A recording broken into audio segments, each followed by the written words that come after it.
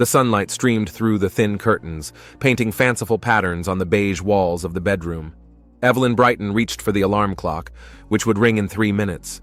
It was her longtime habit to wake up before the alarm. The first day of the fall semester always gave her a special thrill, even after 8 years of teaching at Westbrook High School. Her husband, Garrett, was already coming down the stairs, his measured footsteps echoing throughout the house. He always left early to make it to morning meetings at the finance company. Evelyn threw on a silk robe and walked to the mirror. Her blonde hair fell in soft waves over her shoulders, and her blue eyes looked a little tired after a sleepless night. The beginning of the school year always brought with it a mixture of joyful anticipation and anxiety. "Evie, I left you some coffee in the thermos." Garrett's voice came from downstairs. She smiled. Such little things reminded her why she'd married him 5 years ago.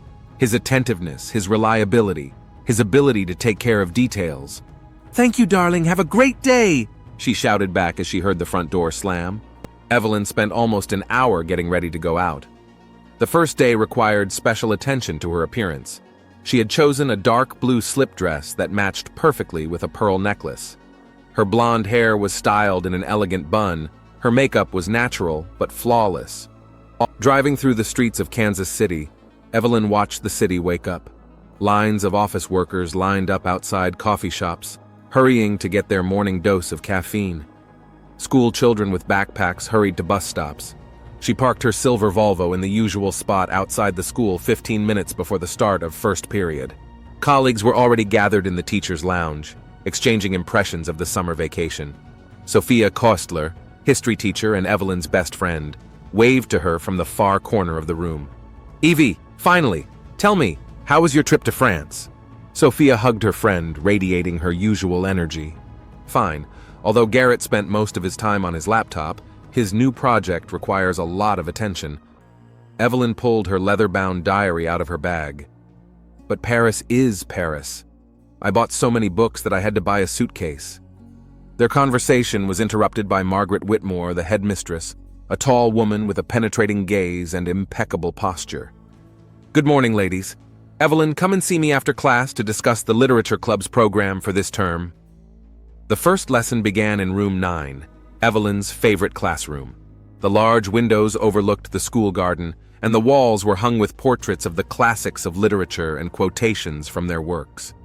She had decorated the room herself 3 years ago, turning it into a place where books came to life. Students began to fill the classroom. Evelyn watched them, noting the new faces. Her gaze stopped on a young man sitting by the window. His dark hair fell over his forehead, a tattered copy of Salinger in his hands. He was completely absorbed in reading, oblivious to the noise around him. "Good morning, class." Evelyn stood in front of the blackboard. "I'm Mrs. Brighton, and this year we're going to delve into the world of 20th century American literature." She began the roll call, noting those present. "Liam Holloway?" The young man with the book looked up, and Evelyn froze for a moment. There was a piercing intensity in his gaze that was uncommon to ordinary teenagers. "Here," he answered softly but confidently. The lesson was an introduction to the semester. Evelyn talked about the upcoming topics, but occasionally noticed how attentively Liam listened to her, making notes in a tattered notebook. When she asked a question about the impact of the post-war period on American literature, he was the only one to raise his hand. The war changed not only society, but also the very language of literature, Liam began. Writers could no longer use the old artistic techniques. Reality had become too complex for the old forms of expression. Evelyn was impressed by the depth of his answer. After class, as the students were leaving the classroom, she noticed Liam lingering, neatly stacking his books in his worn backpack. "Interesting reading selection," she said, nodding at Catcher in the Rye. "This is my 5th reading," he replied with a slight smile. "I find something new each time. You know, we have a literary club. We meet on Thursdays after school. I think you'd be interested." Liam hesitated to answer. "I'd love to, but I work at the bookstore after school. I have to help my mom pay the bills." Evelyn noticed the change in his gaze at the mention of the domestic situation, a shadow that he tried to hide behind a polite smile. The day flew by unnoticed. In the evening, sitting in her office and looking through the student lists, Evelyn lingered on Liam's name. The only number listed in the contact column was that of his mother, Helena Holloway. The address was in one of the city's low-income neighborhoods. She got home later than usual. Garrett was already there, cooking dinner, seafood pasta, filling the kitchen with delicious flavors. "How was your first day?" he asked, kissing his wife on the cheek. "Good. I think I have an interesting class this year," Evelyn replied without going into details. In the evening, lying in bed, she thought about how differently people's destinies had turned out. Her cozy house in an upscale neighborhood, a successful husband, a job she loved, and somewhere on the other side of town, the Holloway family, where a talented boy has to work after school to help his mother. September slowly flowed into October. Evelyn stood at the window in her office, watching the wind play with the fallen leaves in the schoolyard. The last 3 weeks had flown by, filled with the usual routine of lessons, homework checks, and endless meetings. On the table was a stack of essays, her senior class's work on The Great Gatsby. Her eyes caught the neat handwriting on one of the papers, Liam Holloway, his essays she always saved for last, as a special treat. There was something about the way he analyzed literature, a depth of understanding that went far beyond the school curriculum. The doorbell of their house rang around 7 in the evening. Evelyn was just finishing checking her work, sitting in her favorite chair in the living room. Garrett opened the door. Sophia stood on the doorstep with a bottle of wine and a box of pizza. "I hope I'm not interrupting," she smiled. "I thought I'd throw an impromptu bachelorette party while my husband was at a conference in Chicago." Garrett tactfully retired to his office, leaving the women alone. Sophia settled on the couch with her legs tucked under her. "How's it going with the new class?" she asked, pouring wine into glasses. Evelyn put the last essay aside. "It's interesting. There are some very bright students. For example, this new kid, what's his name? Holloway?" Sophia raised an eyebrow meaningfully. "I've seen him in the library for hours, and in your classes, they say he's the only one who actually participates in the discussions. He's talented," Evelyn felt a slight tension, "and very well read for his age. Margaret tells me you've offered him extra tutoring? Yes, on Thursdays after school? He can't attend the literary club because of work, but he's very keen to prepare for the Young Writers competition." The next day, Evelyn stayed late in class after school. Liam had to come to another class. She was laying out books and materials on the table to be sorted out when there was a quiet knock on the door. "May I?" Liam stood in the doorway, as always with a tattered backpack over his shoulder. Today, he was wearing a gray t-shirt with the bookstore logo on it and worn jeans. "Come in," Evelyn pointed to the chair next to his desk. "I read your essay on Gatsby. It's a very interesting take on the theme of the American dream." Liam sat down, taking a notebook out of his backpack. "You know, sometimes I think nothing's changed since those days. Still the same obsession with external success, the same social barriers." Their gazes met, and Evelyn felt something like an electric shock. There was a depth in his brown eyes that was uncommon to 19-year-olds. "Tell me about your work in the bookstore," she asked suddenly. "Pages of the Past is a small used bookstore on Oak Street." Liam perked up. "The owner, Mr. Finch, lets me read books on my breaks. Sometimes there are some real treasures in there." The time flew by. They discussed literature, shared their impressions of what they had read. Liam told about his younger sister Grace, who dreamed of becoming an artist, about his mother, who worked 2 jobs after his father left. It was getting dark when Evelyn looked at her watch. It was almost 7 in the evening. They had talked for over 2 hours. "I'm sorry, I didn't realize how late it was." She started gathering papers from the table. "This is the best part of my week," Liam said quietly, and there was something in his voice that made Evelyn's heart ache. She couldn't sleep for a long time that night. Garrett had been asleep beside her for a long time, his measured breathing filling the bedroom. Evelyn stared at the ceiling, replaying the conversation with Liam in her head. Something was changing in their relationship, something subtle but dangerous. The following week, she noticed Liam waiting outside her office after every class, ostensibly with homework questions. The way he glances at her in the hallways of the school, the way his face perked up when she entered the classroom. The teacher's lounge began to whisper. One day, Evelyn overheard 2 co-workers talking. Did you see the way that Holloway looks at her? Mrs. Parker, the math teacher, was talking.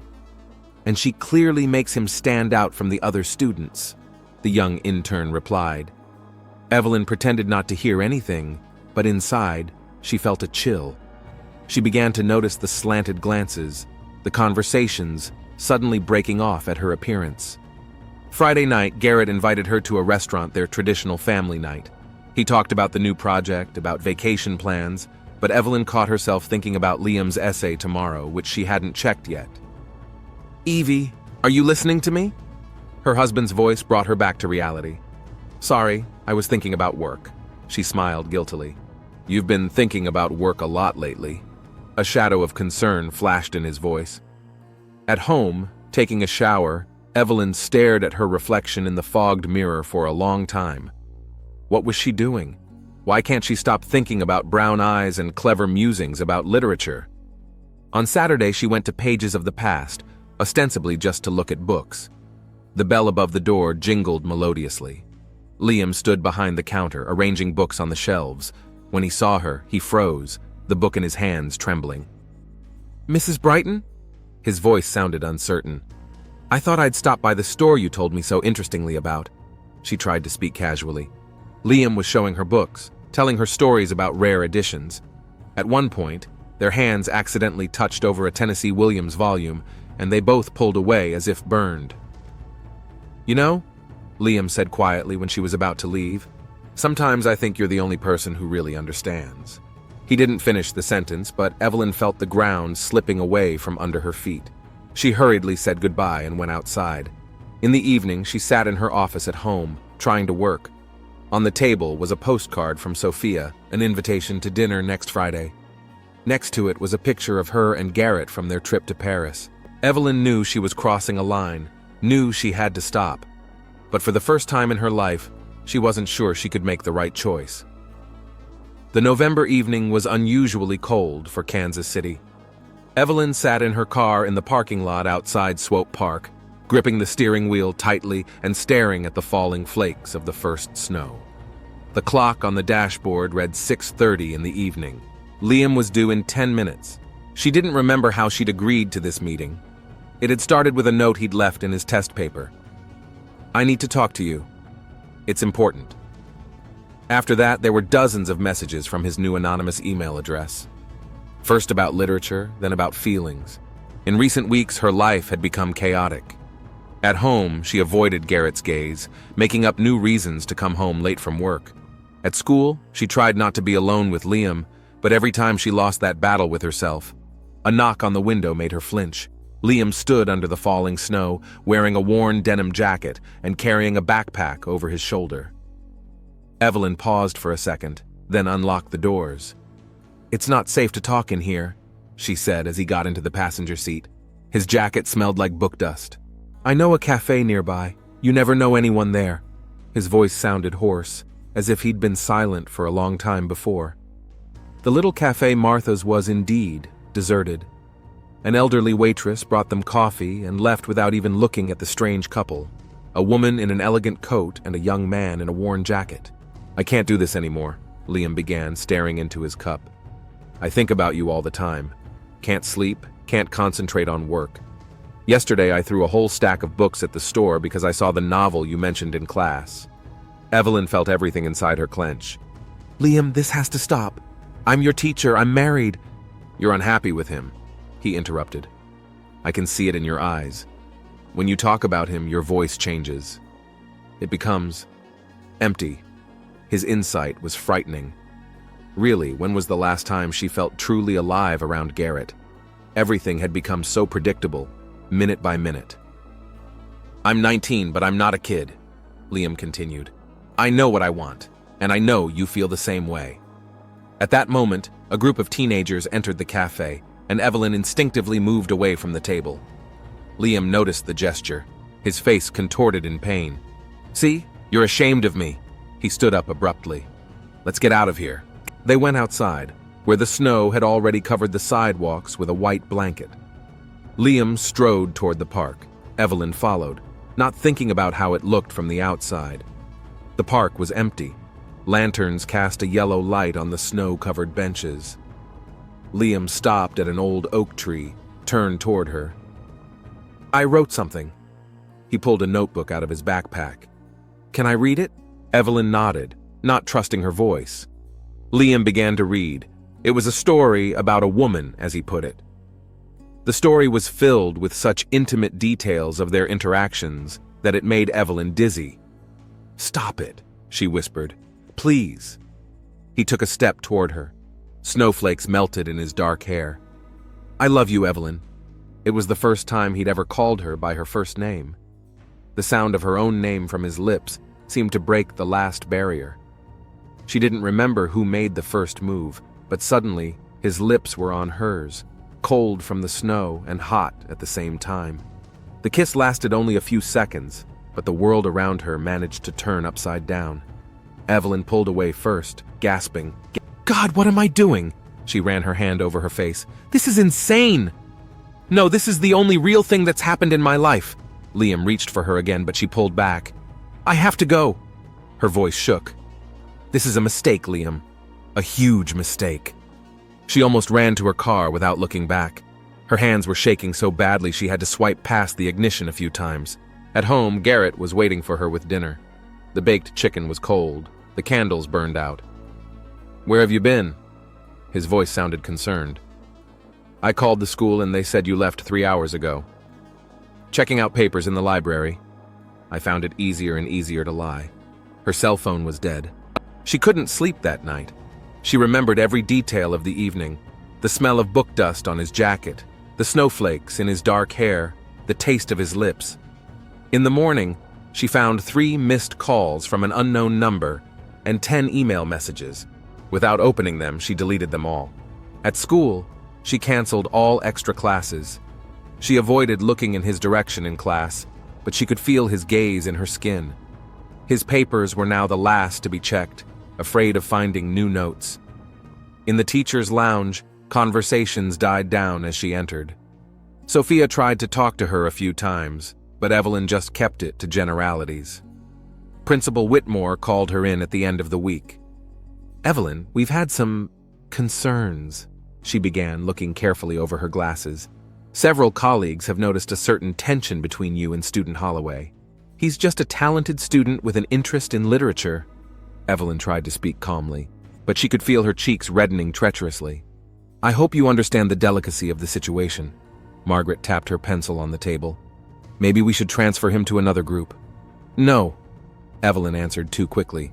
"I mean, it could have a negative impact on his grades. Graduation was only a few months away." That evening, she found an envelope in her bag. Inside was a sheet torn from a notebook. "I can't be without you. Meet me tonight at 8 o'clock at our cafe. If you don't show up, I'll tell everyone." Evelyn crumpled the note, but then carefully unfolded it and tucked it into her pocket. She knew she shouldn't go, knew that every encounter they had would only make things worse. But at 8 p.m., her car was already parked outside Martha's. Liam was waiting for her at the far table. An untouched cup of coffee stood in front of him. "You can't blackmail me," she said, sitting down across from him. "I just wanted you to come." He reached across the table, but she jerked her hand away. "I'm going crazy without you. This has to end." Her voice sounded firmer than she felt. "Now." "No." He shook his head. "You can't just take me out of your life. I'm a part of you now." "Liam, listen." "No, you listen." He raised his voice, and several of the visitors turned around. "I know you feel the same way. I know your marriage is just a convenient setup. You're living someone else's life." Evelyn stood up, her knees trembling. "Goodbye, Liam. Don't write to me again. Don't call me. Don't leave me notes. Otherwise, I'll be forced to inform the administration." She walked out of the cafe without looking back. In the car, with trembling hands, she dialed Garrett's number. "Honey, I think we should go away for the weekend. Somewhere far away from here." It was an unnaturally dark December morning. Heavy clouds hung over Kansas City as if to portend trouble. Evelyn awoke to the sound of rain drumming on the eaves. The last 2 weeks since that meeting in the cafe had been a blur. Classes, home, sleepless nights. Liam had stopped coming to class. She found his note in her day planner last night. "You were right. It really is a mistake. Sorry about everything." The handwriting, usually so neat, was uneven, the letters sprawling across the paper like wounded soldiers on a battlefield. A phone call broke the morning silence. Garrett had already left for work, and the sound seemed especially shrill in the empty house. The school number flashed on the screen. "Evelyn?" Margaret Whitmore's voice sounded strange. "Could you come to the school right now? It's urgent." Something in her tone made Evelyn's heart clench. "What's wrong? Just come. Get ready." The drive to school had never seemed so long. The rain was getting heavier, and the windshield wipers could barely keep up. 3 police cars, an ambulance, and a black van labeled Forensic Services were already parked outside the school. The area was cordoned off with yellow tape. Margaret met her at the entrance, pale with reddened eyes. "Evelyn, Liam was found this morning, in the school library." "Found?" The word sounded muffled, as if it had been spoken by someone else. "He's dead, Evelyn." The world tilted. Evelyn grabbed the wall to keep from falling. Somewhere in the distance, a siren wailed, blood pounding in her ears. "How?" She couldn't finish the question. "Looks like suicide. The watchman discovered the body when he opened the library. Margaret hesitated. "He hanged himself, from the chandelier in the reading room." At that moment, 2 men came out of the school building. A tall man of about 45 in a gray raincoat and a young woman in a black suit. "Detective Reed Donaldson," the man introduced himself.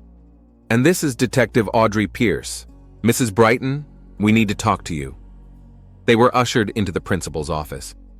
Evelyn sat down, feeling her fingers go numb. Detective Pierce took out a notebook.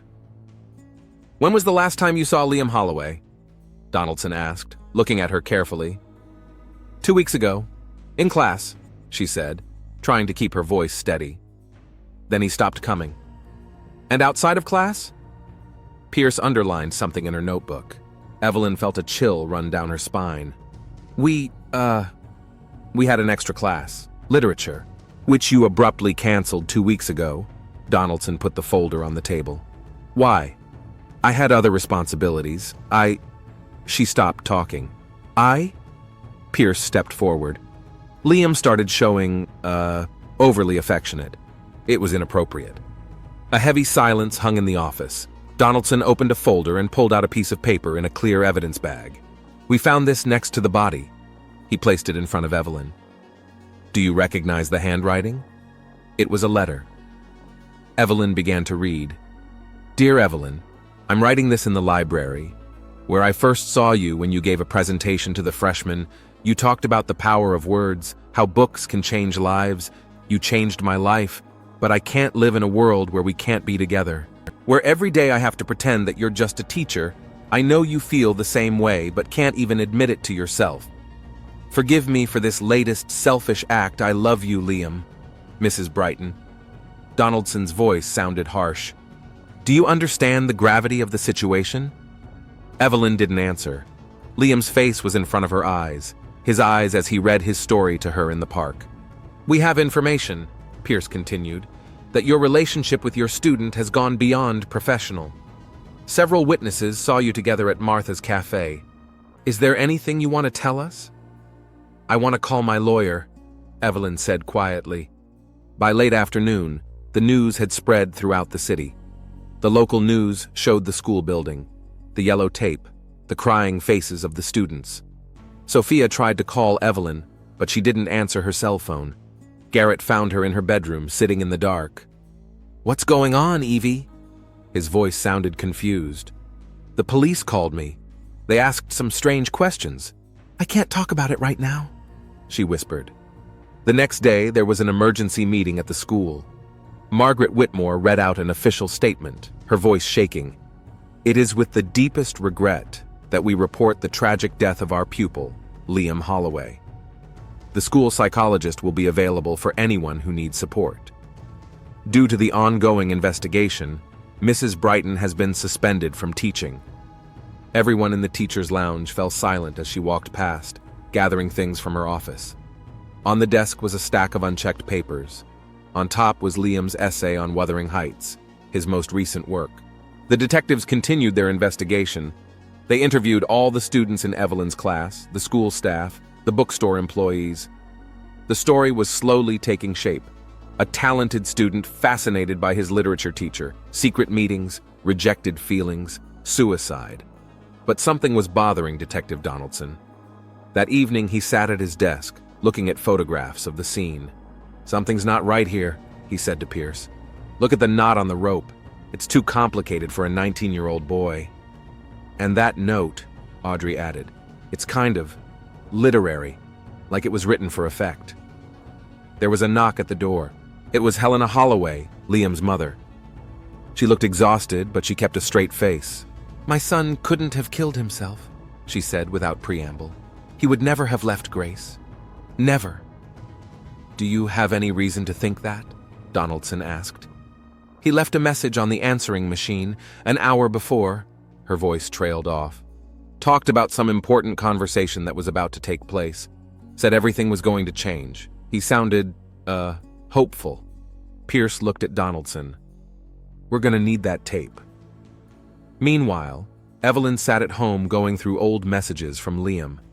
In one of them, sent the day before he died, he wrote, "I've figured it out. I know what to do now. Don't worry, everything will be fine." She didn't know what it meant at the time. Now those words sounded like a sentence. The doorbell rang. Grace Holloway, Liam's sister, stood on the doorstep. Her eyes, as brown as her brother's, were full of tears and fury. "It's your fault," she whispered. "He loved you, and you broke his heart." Evelyn looked into those eyes and saw in them a reflection of her guilt. The January wind was blowing through the streets of Kansas City, with scraps of newspaper headlines about the tragedy at Westbrook High School. Detective Reed Donaldson stood at the window of his office, watching the gray sky merge with the gray buildings. A third cup of coffee smoked on the desk, and a folder of photos from the library lay on the table. "You look like you've been up all night." Audrey Pierce put a box of donuts on the table. "I have." Donaldson rubbed his red eyes. "Something's bugging me about this case. Listen to this." He turned on the Holloway's answering machine. Liam's voice, recorded an hour before his death, sounded surprisingly calm. "Mom, I'm sorry I missed dinner. I had an important meeting. I think I finally figured out how to fix it. Tomorrow will be different, I promise. Give Grace a kiss for me." "That doesn't sound like someone who's ready to kill himself," Pierce said, making notes in her notebook. "Exactly. And another thing." Donaldson spread the photographs on the table. "Look at this surveillance footage. Liam enters the library at 7 o'clock at night. 10 minutes later, someone else enters, but the angle doesn't show his face. And this person's exit isn't on the footage? No. The camera stopped working at 7:20. Technical failure. Donaldson pursed his lips. Too convenient a coincidence. There was a knock at the door. A young woman in a school uniform stood on the doorstep, an intern from Westbrook. "Detective Donaldson? There's something I have to tell you about Mrs. Brighton and Liam." They led her into an interview room. The girl fidgeted nervously with the edge of her scarf. "My name is Emily Carter. I was interning at the school. I was late that night, checking tests. I saw Mrs. Brighton enter the library at about 7:15. Donaldson and Pierce looked at each other. "Are you sure?" Donaldson asked. "Absolutely. I remembered the time well because I was surprised. Classes were long over, and also..." She stopped talking. "Go on," Pierce said softly. "About 20 minutes later, I heard loud voices. Someone was arguing. A woman's voice shouted something like, 'You've ruined everything!' And then the door slammed. When the intern left, Pierce shook her head. "I guess I'll have to talk to Mrs. Brighton again." Evelyn didn't open the door right away. She had lost weight. It was cold in the house. She must have forgotten to turn on the heat. "Why did you lie to us, Mrs. Brighton?" Donaldson stared at her fixedly. "You said you hadn't seen Liam that night." Evelyn sank into a chair, wrapping her arms around herself. "I didn't want to. Couldn't admit it. He sent a text, asking to meet. Said he'd go to the principal's office if he didn't." "And what was the conversation about?" "He threatened to tell everyone about us. Said he was sick of pretending." Her voice shook. "I tried to explain that it was over," he yelled. "I left. That was the last time I saw him." "Alive," Donaldson added. There was a heavy silence in the room. "Where was your husband that night?" Pierce suddenly asked. Garrett? Evelyn frowned. At work, of course. He had an important project. We'll check it out. Donaldson stood up. And, Mrs. Brighton, if you remember anything else about that meeting, call me. That evening, the detectives sat in a bar across the street from the precinct. Pierce was going over witness statements.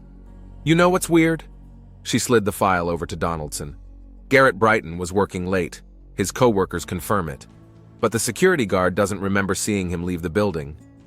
What about the cameras? Also a technical glitch. Between 7 o'clock and 8 p.m., Donaldson swirled his glass thoughtfully. 2 camera malfunctions in different places in the city, at the same time. Too many coincidences, Pierce nodded. The next day, they visited the bookstore where Liam worked. The old owner, Mr. Finch, was dusting off the shelves when they walked in. Liam was special, he said, sinking tiredly into a chair. Not like other young men, he lived for books, you know? That day he was kind of enthusiastic. Said things were about to change. Did he say what was going to change? Pierce asked. No, but, The old man hesitated. He got a strange phone call, went outside to talk. When he came back, he was very pale. Said he had to go. Back at the station, they had some new information. Forensics had finished analyzing the rope.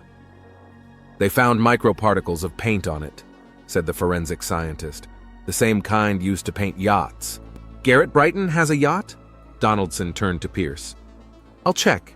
She was already dialing. That evening, they stood in the marina looking at a small yacht called Evie's Dream. Romantic, Pierce hummed, and very handy for storing ropes. Meanwhile, Evelyn was sitting in the empty bedroom, going through old photographs.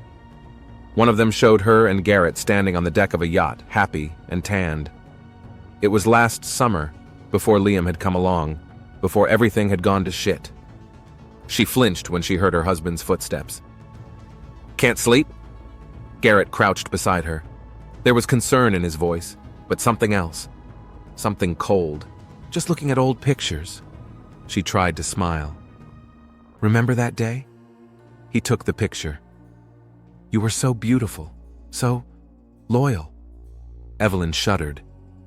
Garrett, hush. He stroked her cheek. His fingers were icy. Everything will get better, you'll see. Now that that boy is no longer standing between us. Evelyn froze. There was an expression in his eyes that she'd never seen before. What did you say? But Garrett had already left the room, leaving her alone with the photos and the sudden, chilling realization. The phone rang at the station. Donaldson picked it up. Detective? Evelyn's voice trembled. I think I know who killed Liam. The police station was quiet, with only the hum of the daylight bulbs and the noise of the old coffee machine. Detective Donaldson sat across from Evelyn, whose pale silhouette was reflected in the dirty window.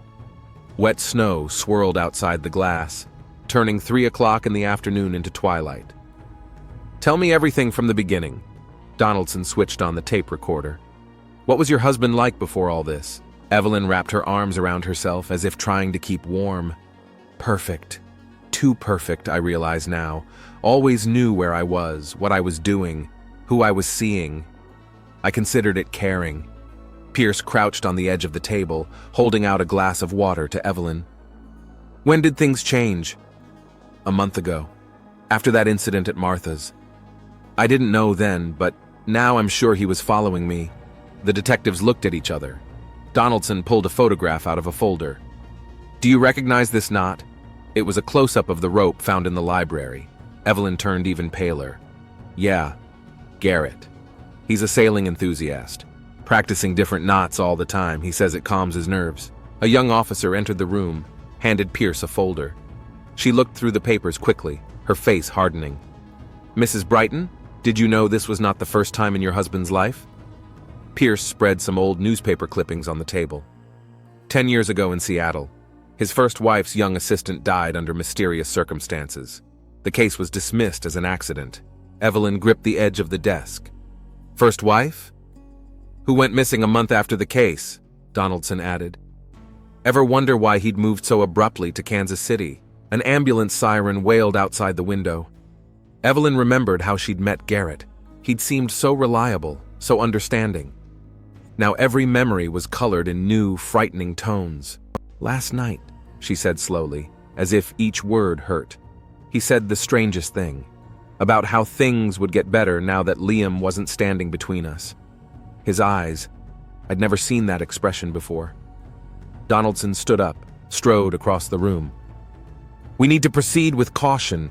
We still don't have any direct evidence. If he suspects anything—" "He already does," Evelyn interrupted. "I found this in my bag this morning." She pulled out an envelope. Inside was a picture of her and Liam in the park the night they'd kissed. The picture had clearly been taken from afar, with a professional lens. "He's playing with you," Pierce said. "He wants you to know he saw the whole thing." At that moment, Evelyn's cell phone rang. Garrett's name popped up on the screen.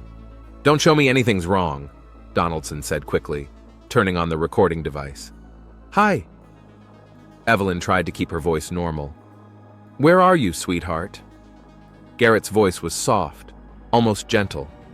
"I stopped by the school, but they said you'd already left." "Yeah, I'm at the mall. I had to get a few things." Pause. Long, hard pause. "It is, isn't it? I thought I saw your car outside the police station." Evelyn was out of breath. Pierce was already dialing something into her radio. They called me in to testify further." "I understand," he said with a steely tone in his voice. "Come home soon. We need to talk." The call went dead. Evelyn dropped the phone on the table. "He knows," she whispered. "He's around here somewhere." Donaldson gave orders quickly. "Check all cars within a 2-block radius. Pierce, set up surveillance on the Brighton house, and find me everything you can about that incident in Seattle." An hour later, a young officer came running into the office with new information. The Seattle story was beginning to flesh out. James Cooper, 23 years old, worked as an assistant at Diane Brighton's art gallery. His body was found in a back room, an accident while hanging paintings, but the pathologist noted strange bruising on his neck like rope marks. And here's the report of the private detective hired by Cooper's parents. Pierce flipped through the yellowed pages. He found that there was a connection between Diana and James, and Garrett knew about it. "Where is this detective now?" Donaldson asked. "He died in a car accident, a week before Diana disappeared." Evelyn listened to all this, feeling reality slipping away. The man she'd lived with for 5 years, the man she'd trusted, had turned out to be— "I have to go home," she said suddenly. "If I don't come, he'll understand." "It's too dangerous," Pierce objected. "But if I don't come back, he'll disappear, like he did in Seattle, and we'll never know the truth about Liam." There was silence in the room, punctuated only by the sound of ventilation and the distant howl of sirens. "We can get a wiretap," Donaldson said slowly. "A bug and a piece of jewelry or a phone, but the risk—" "I'll do it," Evelyn interrupted. "For Liam's sake, for Diana, for everyone She didn't finish her sentence. Outside the window, dusk was fading, turning the city into a maze of shadows. Somewhere out there, in one of those shadows, Garrett was waiting. The technicians worked quickly, installing a listening device into Evelyn's pendant. "Remember," Donaldson instructed, "we'll be monitoring the house. At the slightest danger—" "I understand." Evelyn buttoned her coat. Her hands were trembling. Before she left, she turned around. If anything happens to me, tell Helena Holloway I loved her son. Truly, even if it was wrong." The drive home seemed endless. The wet snow turned to freezing rain, turning the streets into mirrors that reflected the lights of the city. Evelyn parked in front of the house. The lights were on in the windows. She pulled out her keys, the metal cold against her fingers. The hallway smelled of freshly brewed coffee. 2 cups stood on the living room table. "Welcome back, dear." Garrett stepped out of the shadows. He was holding an old framed photograph of their wedding day. "Will you tell me how your day went?" Evelyn looked into his eyes and realized he knew. He knows everything. Somewhere in the darkness, in a parked car 2 blocks away, Detectives Donaldson and Pierce turned on a recording device. Night shrouded Kansas City in a dense blanket of fog. In the parked car, Detectives Donaldson and Pierce listened to every sound coming through the wiretap. In the Brighton house, only the low lights were on, casting distorted shadows on the frosted windows. Evelyn stood in the middle of the living room. Garrett slowly placed the wedding photo on the mantelpiece. I made your favorite coffee. His voice sounded almost gentle. Cinnamon and whipped cream. Like on our first date, remember? I remember. She tried to keep her voice from shaking. It's funny how history repeats itself. Garrett took the cup and brought it to his lips. You know, Diana likes cinnamon in her coffee too. Evelyn felt a chill run down her spine. In the car, Pierce grabbed Donaldson's arm. He'll confess. We need to write down every word. Why didn't you ever talk about her? Evelyn sank slowly into the chair. About Diana? Garrett smiled. She was just like you. Just as beautiful, just as unfaithful. What happened to her, Garrett? He walked to the window, his silhouette clearly outlined against the streetlight. You know what the worst part of betrayal is? It's not the betrayal itself. It's that they think you're blind. They think you don't notice the glances, the casual touches, the secret meetings. There was a metallic note in his voice. Evelyn felt nausea coming on.